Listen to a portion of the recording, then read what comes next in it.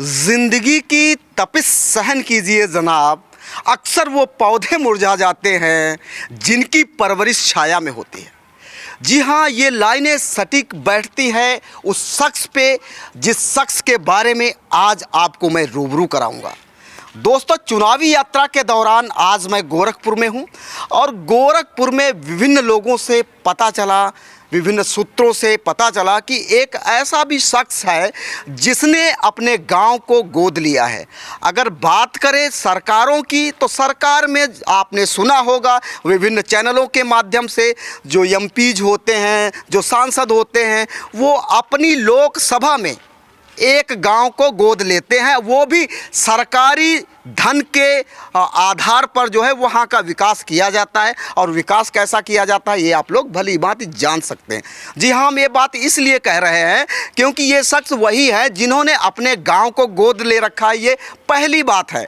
दूसरी बात ये है कि पीछे देख रहे होंगे बहुत बड़ी इमारत है हमारे सामने, और ये इमारत, अगर इस इमारत के बारे में बात करें तो छोटा सा एग्जाम्पल देकर आपको बताऊं, जब आप सिटी में जाते हैं, किसी मल्टीप्लेक्स में जाते हैं, तो वहाँ विभिन्न तरीके के सामान और वस्तुएं खरीद सकते हैं। ठीक उसी तरीके से ये बिल्डिंग तो उसी तरीके की है, लेकिन यहाँ पे क्या मिलता है आपको? बच्चों के लिए लाइब्रेरी। जी हाँ, आप सही सुन रहे हैं।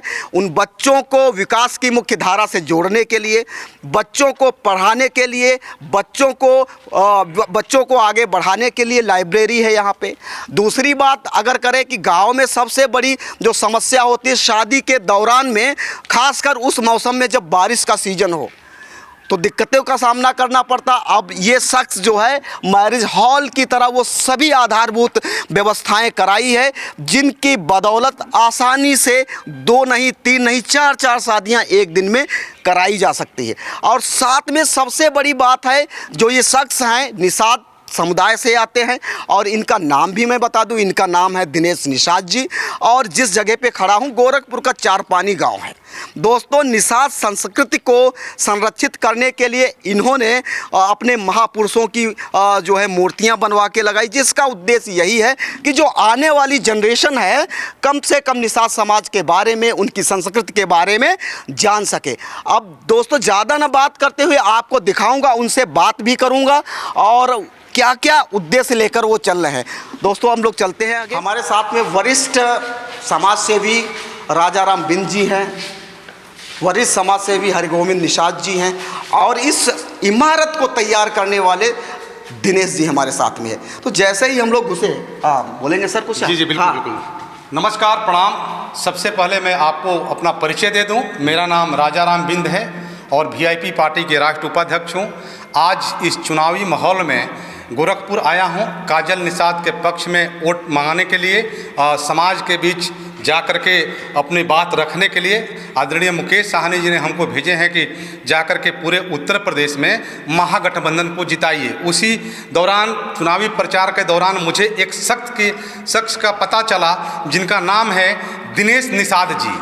दिनेश निषाद जी इतने अच्छे काम किए हैं, इतने बढ़िया काम किए हैं कि मैं आज इनको बहुत बहुत धन्यवाद और बधाई देता हूं। इतना अच्छा काम किए हैं कि अपने हर पूर्वज का फ़ोटो यहाँ पर अपने एक मैरिज हॉल बनाया, वहाँ हर पूर्वज का फ़ोटो लगाए हैं, फ़ोटो बनाए हैं, और उस फ़ोटो को अपने हाथ से कलाकारी किया। वो लड़का, आइए, क्या नाम है आपका?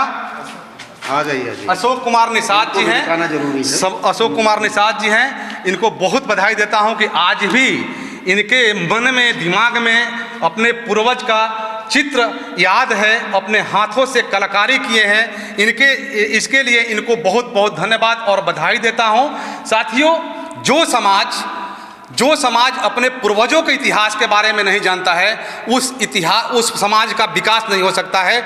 इसीलिए आज हम यहाँ आए हैं और देख करके मन बहुत प्रफुल्लित हुआ कि दिनेश निषाद जी बहुत बढ़िया यहाँ बनाए हैं, पूर्वजों का हर जगह मूर्ति बनाए हैं, फ़ोटो बनाए हैं, और मैरिज हॉल बनाए हैं। जो मैरिज हॉल ऐसे हैं कि निःशुल्क समाज के लोगों को शादी ब्याह कर सकते हैं। लाइब्रेरी बना रहे हैं, स्कूल बना रहे हैं, बहुत अच्छी इमारत बना रहे हैं, यानी समाज सेवा के लिए काम कर रहे हैं। मैं इनको लाख लाख बधाई देता हूँ, बहुत बहुत धन्यवाद देता हूँ कि ऐसे ही हर शख्स को समाज में जो निषाद वंश है, निषाद का बेटा है, कैपेबल है, तो निषाद समाज की जो इतिहास छुपा हुआ उसको जागरूक करना हम सबका कर्तव्य दायित्व बनता है।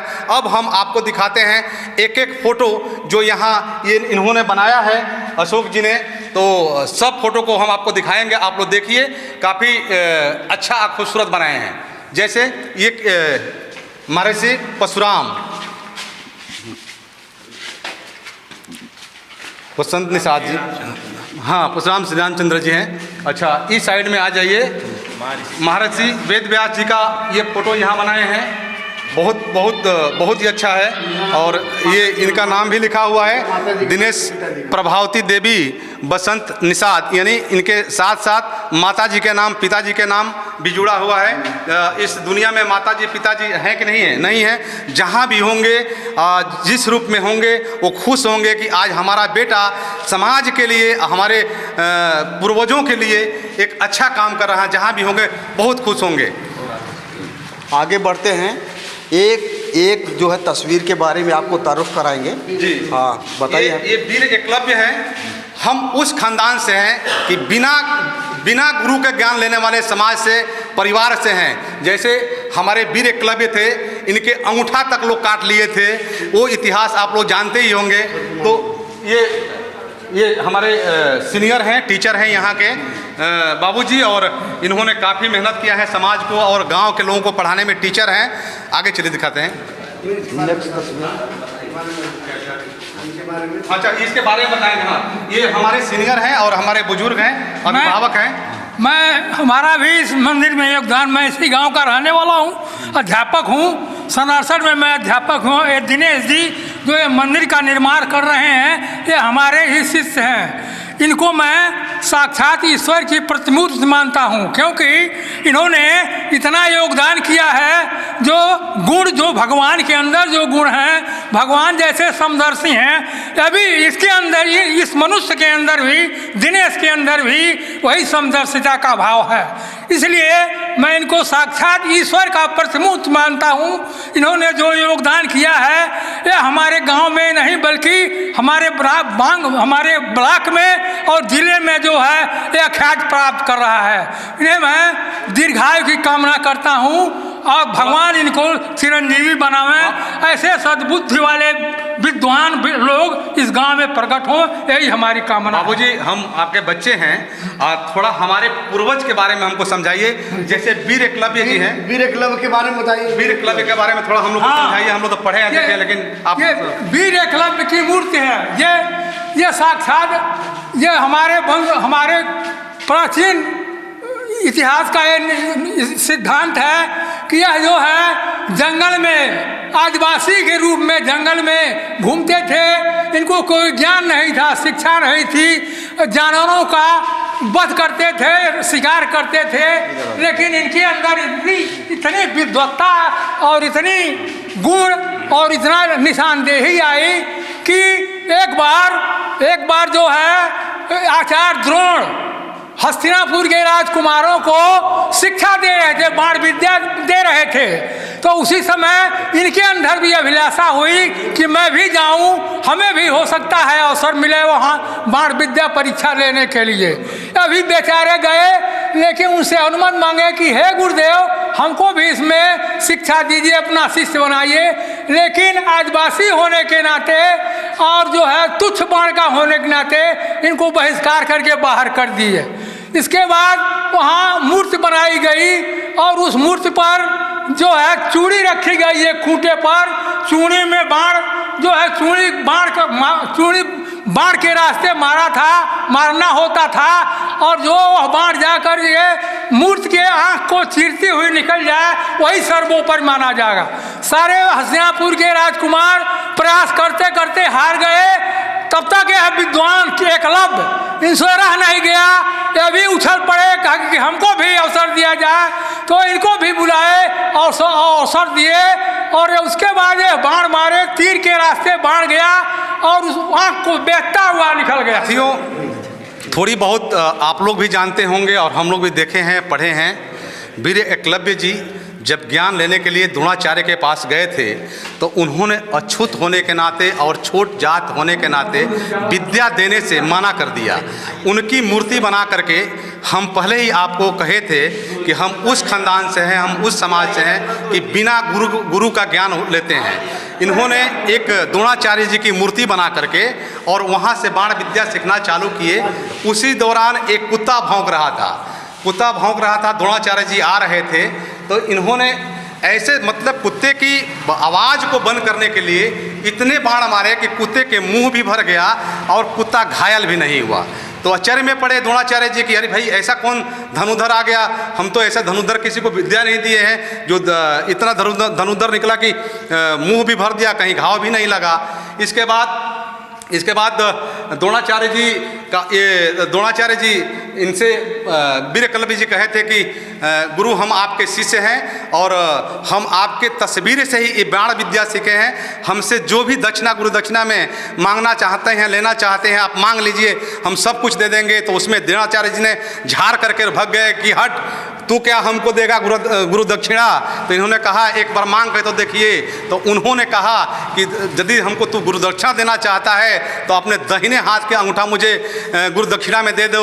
और गुरु दक्षिणा में ये दे दिए, लेकिन आज के निषाद गुरु दक्षिणा में अपना हाथ के अंगूठा देने वाले नहीं हैं। सब कुछ जान चुके हैं, सब कुछ समझ चुके हैं, अपने पूर्वजों का इतिहास जान चुके हैं। आइए अब आगे और चीज़ दिखाते हैं। झलकारी भाई निषाद जी हैं। यहाँ भी दिनेश जी का नाम लिखा हुआ, माता पिता जी का नाम लिखा है। मैं धन्यवाद और प्रणाम करता हूँ। आगे बढ़ते जाइए, सब चीज़ दिखाइए। देखिए हम महर्षि कश्यप के वंशज हैं। यहाँ भी महर्षि कश्यप का कितना खूबसूरत, कितना अच्छा मूर्ति बनाया गया है। देख करके मन प्रफुल्लित हुआ, मन को अच्छा लग रहा है। यहाँ पर महायोगी बचेंद्रनाथ जो यहाँ मंदिर है गोरखपुर में, गोरखनाथ मंदिर में, हाँ इन्हीं का मंदिर था। यहाँ भी मंदिर है, लेकिन उस मंदिर में एक छोटे से कोने में इनकी मूर्ति बना करके स्थापित कर दिया गया है। ये सब आप लोग को जानने की जरूरत है। चलिए आगे।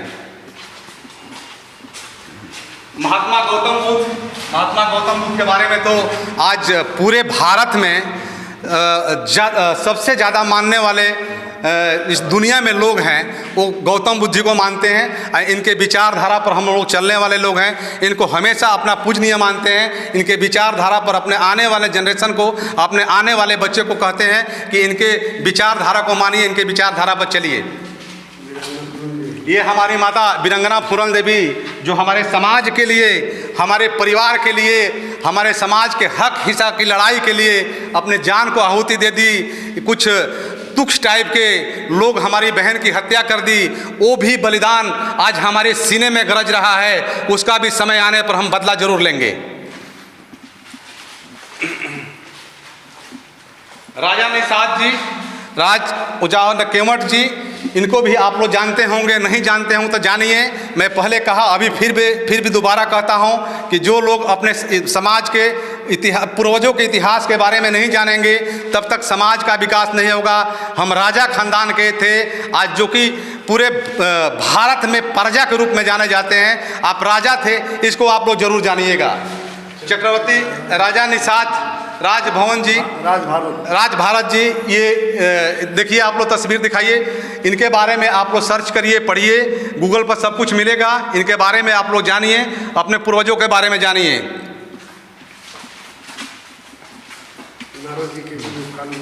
नारद जी के गुरु कालू बाबा जी हैं, जो हमारे समाज के लोग हमेशा इनका साल में एक बार पूजा करते हैं। कालू बाबा का पूजा सब लोग करते हैं। और जगह जगह जहाँ निषाद की बस्ती है, जहाँ निषाद के लोग रहते हैं, वहाँ कालू बाबा के हर जगह पूजा होता है।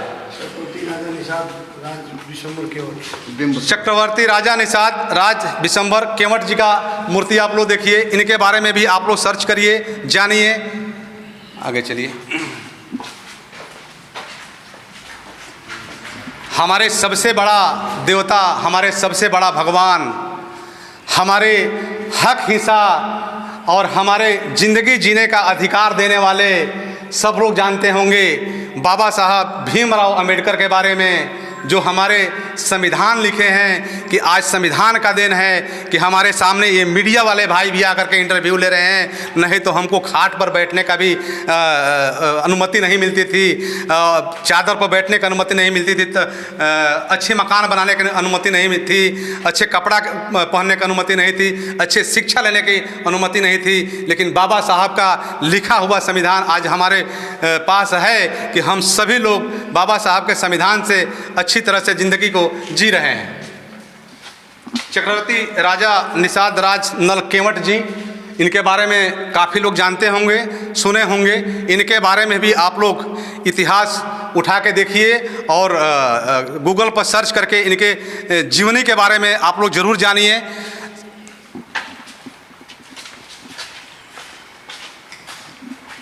और यहाँ तो मैं आया हूँ और पकड़िए मोबाइल, ये हमारे निषाद राज जी जो दिन में 100 बार हम लोग नाम लेते हैं। उधर से ये लीजिए दिनेश जी, हमारे तो भगवान यही हैं, हम इन्हीं को भगवान मानते हैं और इन्हीं को पूजते हैं। माचिस है ना?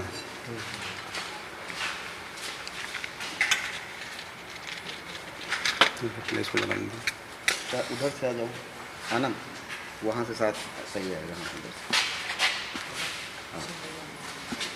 क्या मुझे कुछ करना?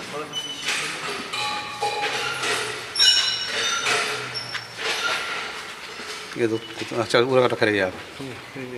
हाँ लीजिए, अभी करिए ना। आरती करना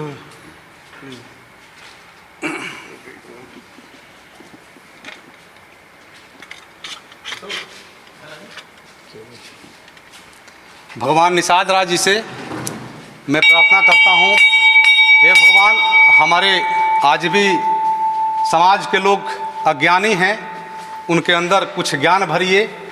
इतनी संख्या हमारे प्रदेश में होते हुए यूपी, बिहार, झारखंड में फिर भी गुलामी की ज़िंदगी जी रहे हैं। और भगवान से मैं यही प्रार्थना करता हूँ कि इस बार के चुनाव के लिए मैं काजल निषाद जी के यहाँ 2024 में लोकसभा के प्रत्याशी हैं काजल निषाद जी, मैं प्रार्थना करता हूं कि उनको विजयी बनाएं और महागठबंधन को जिताएं।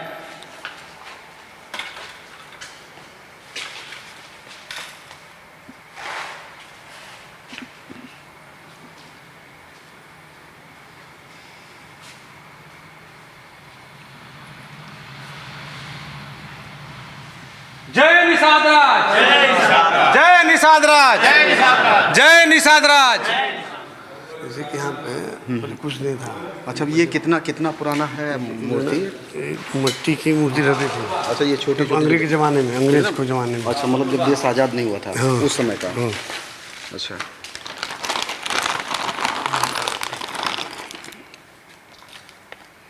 तो यहाँ पे मतलब डेली लोग जो है पूजा करने के लिए आते हैं सुबह हाँ, शाम? हाँ, गांव के लोग आते हैं। अच्छा, पूरे साल, पूरे वर्ष? हर दिन, हाँ, हर दिन।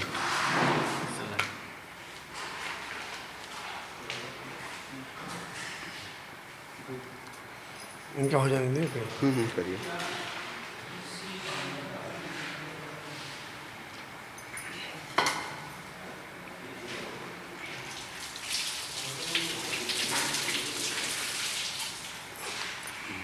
अशोक पानी भर ले लो। अच्छा, ये क्या कहानी, क्या स्टोरी है काली माता से संबंधित यहाँ पे? देखिए, सर्वप्रथम मैं आपके चैनल को बधाई देता हूँ, धन्यवाद देता हूँ कि आप हमारे वहाँ आए। चार पानी में माता जी, आपके माध्यम से कहना चाहता हूँ कि जो इस मंदिर पे आएगा और दिल से पूजा करेगा, उसको हर मनोकामना पूरी होती है। जैसे आप देख रहे हैं, जो सम्राट खड़ा हुआ है, इन्हीं का देन है। और मैं बॉम्बे से पर्सनल माता जी को मिलने के लिए आता हूँ। हर 2 महीने में मैं बौखलाहट हो जाती है कि मुझे मिलना ही जाना ही है। तो इन्हीं की वजह से सारा काम हो रहा है, मेरा मानना है। और मैं अच्छे दिल से जानता हूँ कि इन्हीं की वजह से सब कुछ है। यहाँ पहले कुछ नहीं रहा करता था, लेकिन मैं इसी बचपन में यहाँ खेलता था। यहाँ पर एक पीपल का पेड़ रहा करता था, तभी मैं सपना था कि मेरा इस मंदिर को स्वर्ग बनाएंगे, इस मंदिर को बहुत खूबसूरत बनाएंगे। तो आज सपना देख रहे हैं साकार हो रहा, उन्हीं का देन, माता जी का देन है। मेरा आपकी कृपा से सब काम हो रहा है जी। तो यहाँ पे मतलब माता जी की कृपा से पूरा काम आपका चल रहा है? जरूर। अच्छा, पूजा करिए, फिर और काफ़ी बातें करेंगे आपसे, आपके विजन के बारे में पूछेंगे, आखिर इतनी बड़ी जो बिल्डिंग बनाने का उद्देश्य क्या था, वो बहुत सारी चीज़ें करेंगे। पहले पूजा कर लीजिए आप।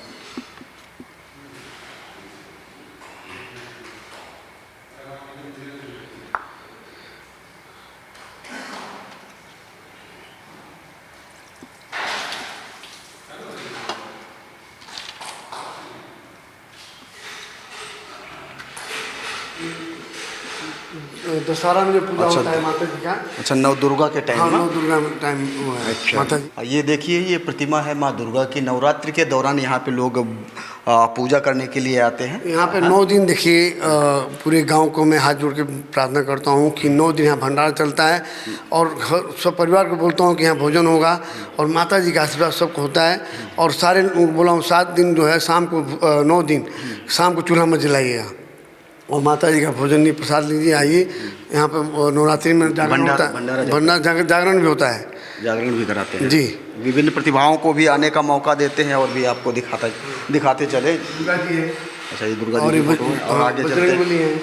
हाँ, आइए आप लोग दर्शन के लिए। जी जी। और इधर साईं बाबा हैं जी, और ये लक्ष्मी जी, गणेश जी, लक्ष्मी शंकर गणेश जी भगवान, दिखाओ, शंकर शिव भगवान। परिवार।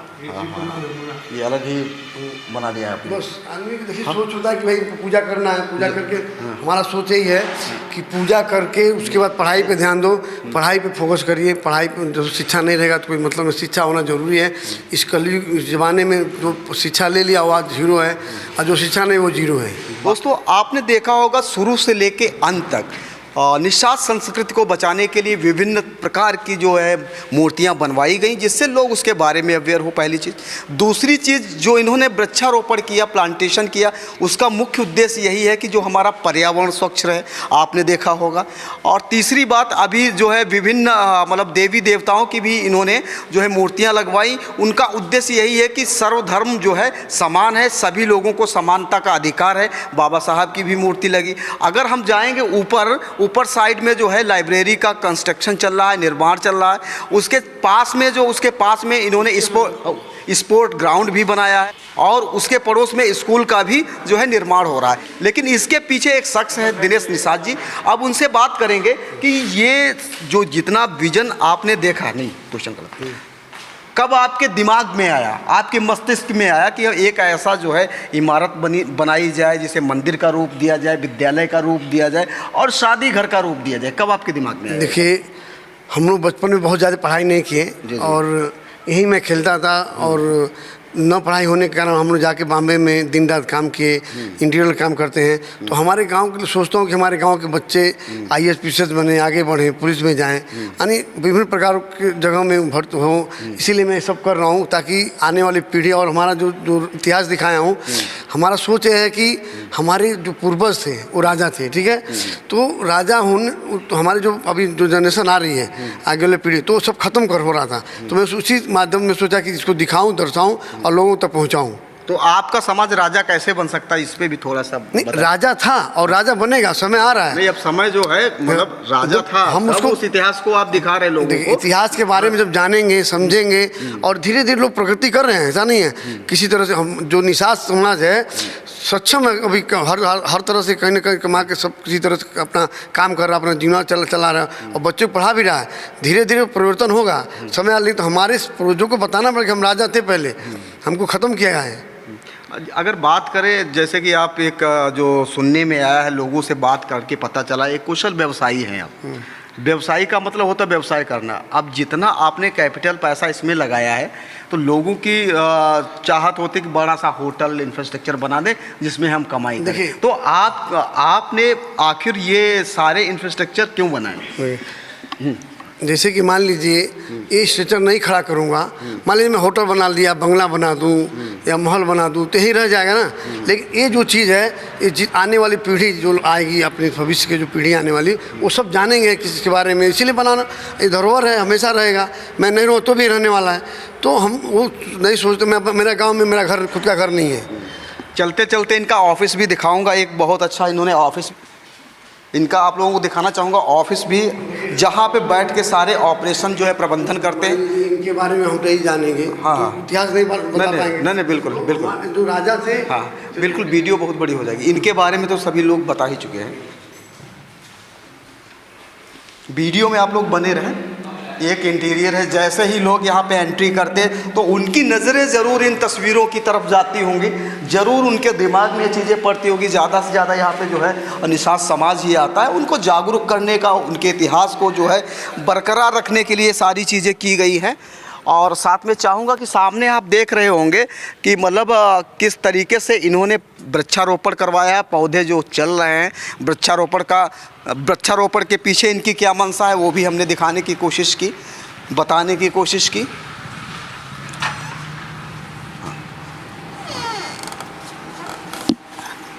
अभी जो है फाइनली हम इनके ऑफिस में आ गए। आप देख रहे होंगे, दिखाया, कैमरामैन से कहूँगा थोड़ा सा दिखाएं।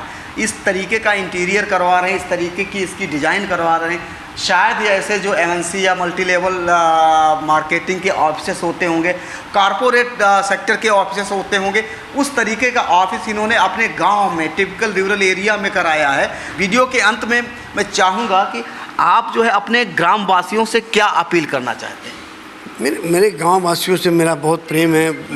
जो जितने हमारे गांव की माता बहनें मेरी माता हैं, मेरी बहन, जो भी बहनें और मेरी बहन है, मैं सबको दिल से चाहता हूं और दिल से प्यार भी करता हूं, उनसे मानता हूं और हर माता बहन को पैर छूता हूं, सबको प्यार से देखता हूं और सबको जो होता है मेरे से जितना यथाशक्ति होता है मैं सबका सेवा करने की कोशिश करता हूँ। दोस्तों, आज की वीडियो इस इमारत से संबंधित, इस मंदिर से संबंधित, इस स्कूल से संबंधित है, जितना कहा जाए वो कम है। उसके बारे में आपकी क्या प्रतिक्रिया है कमेंट बॉक्स में हमें ज़रूर बताएं। और यदि आप निषाद समुदाय से हैं और गोरखपुर आना चाहते हैं, गोरखपुर देखना चाहते हैं, तो एक चार पानी जगह है। ये गोरखपुर से लगभग 20 किलोमीटर दूर बनारस जाने वाली रोड पे स्थित है। एक बार आप ज़रूर विजिट करें, आपको बहुत अच्छा फील होगा। आपकी इस वीडियो के बारे में क्या प्रतिक्रिया है कमेंट बॉक्स में जाके हमें ज़रूर बताएं। आप देख रहे हैं न्यूज़ ताबड़तोड़, कैमरामैन आनंद शर्मा के साथ। मेरा नाम बलवीर कश्यप है। न्यूज़ ताबड़तोड़ में बने रहने के लिए धन्यवाद। जय हिंद, जय भारत।